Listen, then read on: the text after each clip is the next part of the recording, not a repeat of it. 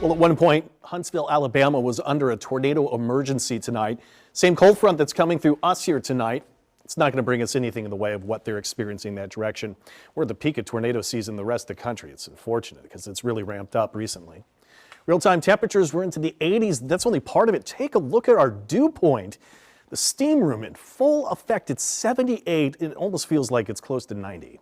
Rain chances over the next few days have actually bumped up some of those rain chances over the next 2 days. You still say they extend into the Memorial Day weekend as well, but it's the dew points. Some of the latest data that just came in shows that we might be even dipping up to 69 to maybe 68 ourselves. But even from a dew point at 78, again, that higher the numbers, more water vapor in the air we feel is being humid. 78's a ton of it. If we can bring it down to 71, that's a noticeable decline, but you'd see the numbers go back up. So the heat index by the time we're getting into the Memorial Day weekend, going back up too. Current placement of the front, it's bringing severe storms that have gone all the way up into east central Illinois. There's the front through overnight. Doesn't bring a whole lot in the way of rain.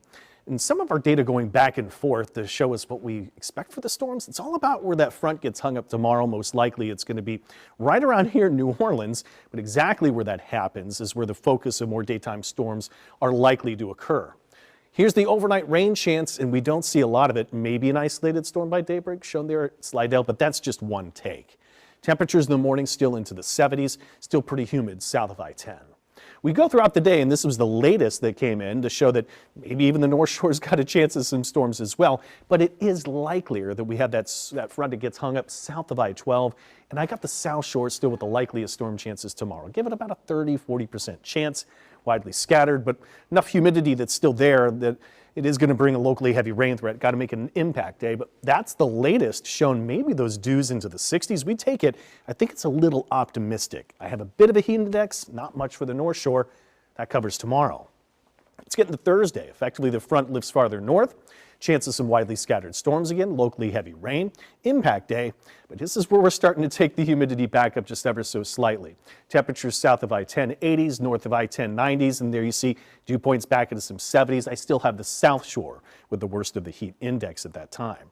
But when we extend the forecast out, that front lingers. We get some systems that roll through overhead.